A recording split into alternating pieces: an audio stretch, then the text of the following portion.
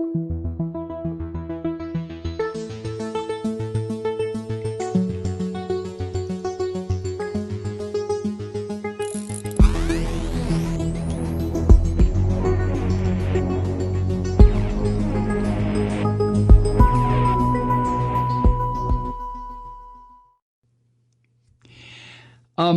Mike's Story Corner. No, not Uncle Mike's Story Corner. Just a day in the life. Let's put it that way. A day in the life. Okay? The next couple of pieces I'm going to share with you here are verbatim, pretty much. I'm going to try to stick verbatim. A day in the life. Are you ready?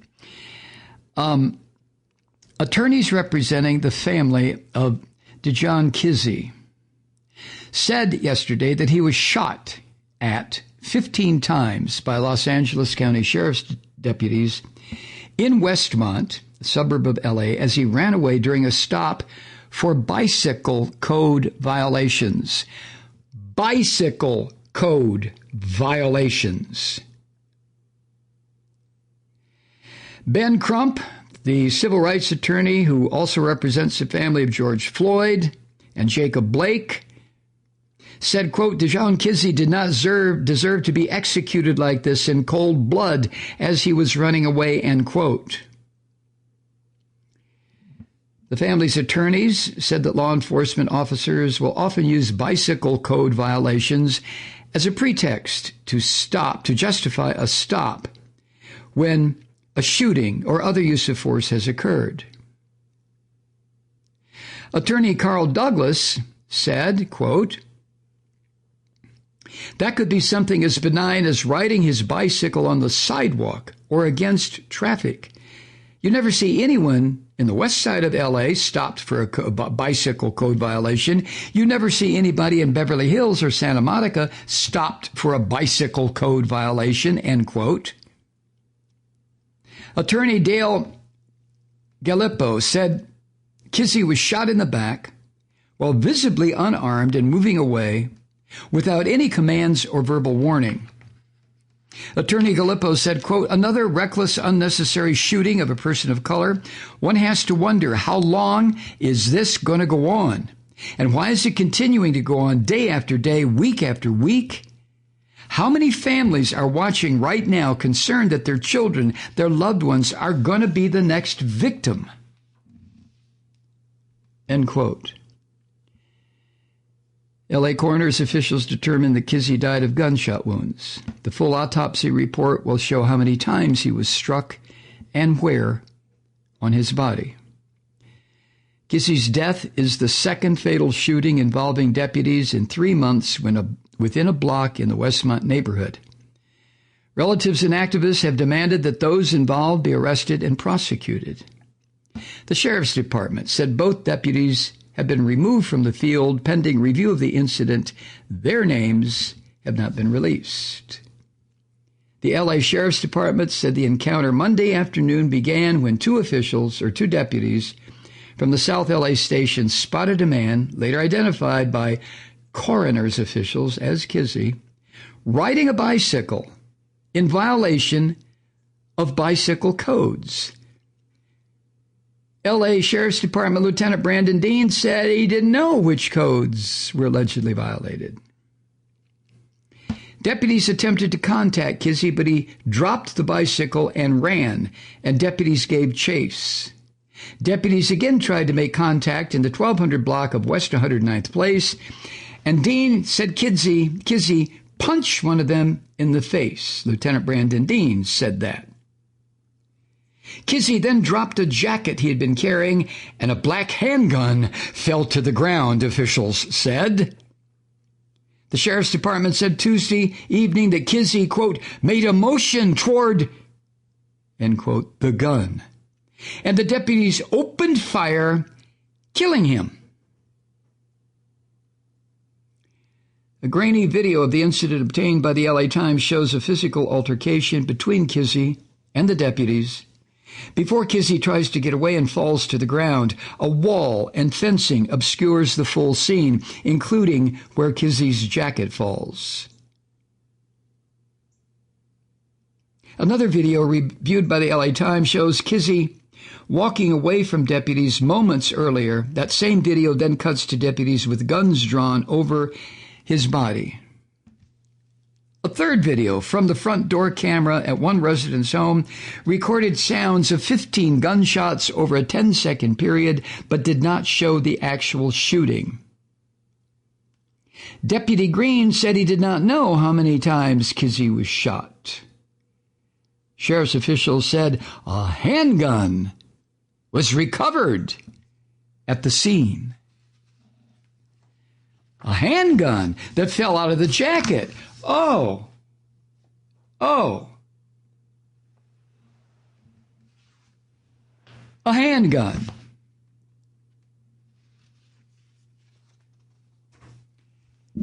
That's one. Here's two. From the Associated Press. A black man who had run naked through the streets of a western New York City died of asphyxiation after a group of police officers put a hood over his head, then pressed his face into the pavement for 2 minutes, according to video and records released yesterday by the man's family. Daniel Prude died March 30th after he was taken off life support 7 days after the encounter with police in Rochester, New York. His death received no public attention until yesterday, when his family held a news conference and released police body camera video and written reports they obtained through a public records request. Mr. Prude's brother, Joe Prude, said at a news conference, quote, "I placed a phone call for my brother to get help, not for my brother to get lynched. How did you see him and not directly say, the man is defenseless, buck naked on the ground. He's cuffed up already. Come on. How many more brothers got to die for society to understand that this needs to stop?" End quote. The videos show Daniel Prude, who had taken off his clothes, complying when police asked him to get on the ground and put his hands behind his back. Mr. Prude is agitated and shouting as he sits on the pavement in handcuffs for a few moments as a light snow falls. He shouts, "Give me your gun! I need it!" Then the police put a white so-called spit hood over his head, a device intended to protect officers from a detainee's saliva. At the time, New York was in the early days of the coronavirus pandemic. Prude demands that they remove it. And then the officers slam Prude's head into the street. One officer, who is white, holds his head down against the pavement with both hands, saying, "Calm down, stop spitting." Another officer places a knee on Prude's back. "Trying to kill me," Prude says, his voice becoming muffled and anguished under the hood. "Okay, stop. I need it. I need it," the prone man begs before his shouts turn to whimpers and grunts. The officers appear to become concerned after he stops moving, falls silent, and they notice water coming out of Prude's mouth. One says, "My man, you puking?" One officer notes that he's been out naked in the street for some time. Another remarks, "He feels pretty cold." His head had been held down by an officer for just over 2 minutes, the video shows. The officers then remove the hood and his handcuffs, and medics can be seen performing CPR before he's loaded into an ambulance. Medical examiner concludes the death was a homicide. Spit hoods, so-called, have been scrutinized as a factor in the deaths of several prisoners in the United States and other countries in recent years. And that medical examiner who concluded that Prude's death was a homicide, it was caused by, quote, complications of asphyxia in the setting of physical restraint, end quote. The report lists excited delirium and acute intoxication by PCP as contributing factors. Prude was from Chicago and had just arrived in Rochester for a visit with his brother.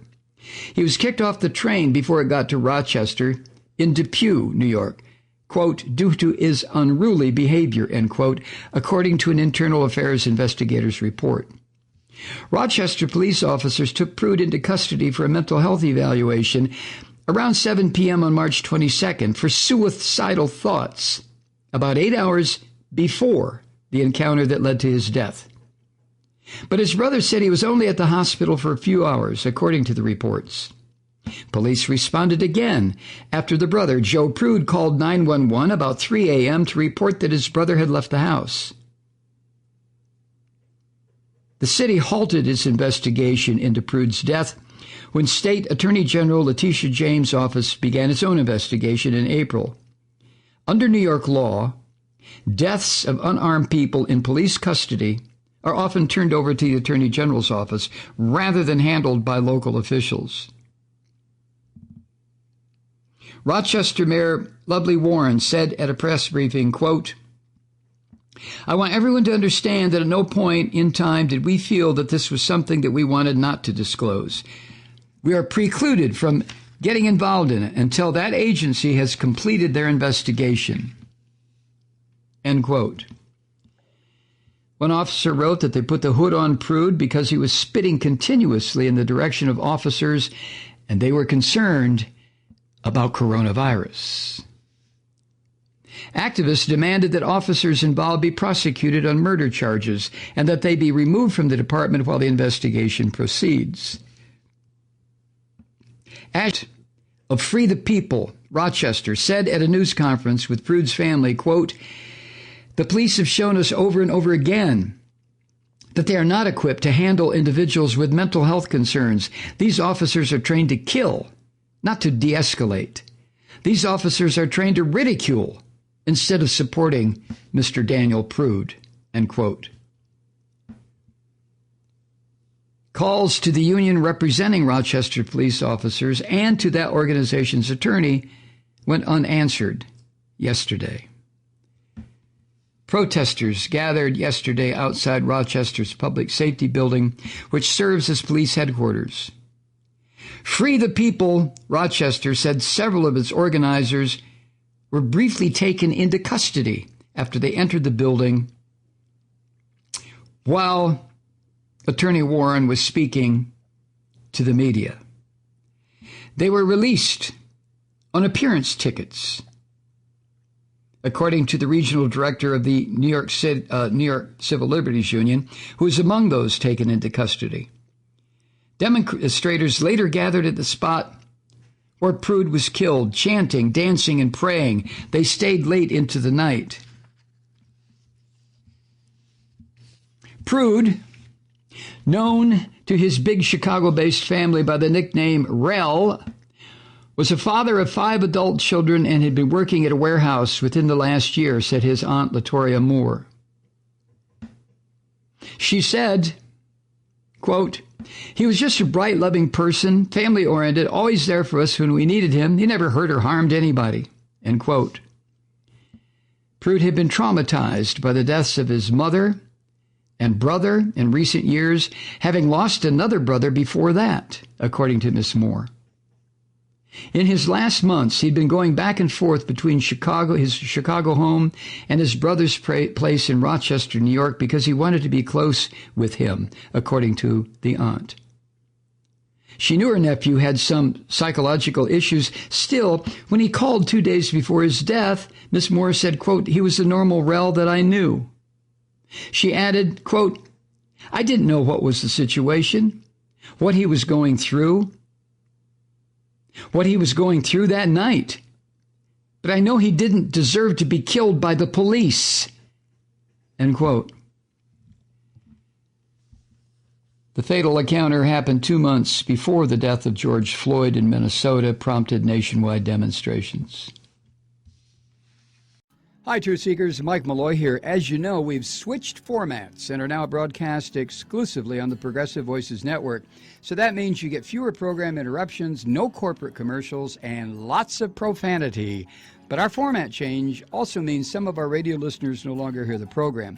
It's been a while since I mentioned our podcasts, so you may have forgotten that there is a way to listen to this program anytime you need a good dose of screaming. Visit MikeMalloy.com and subscribe to our podcasts.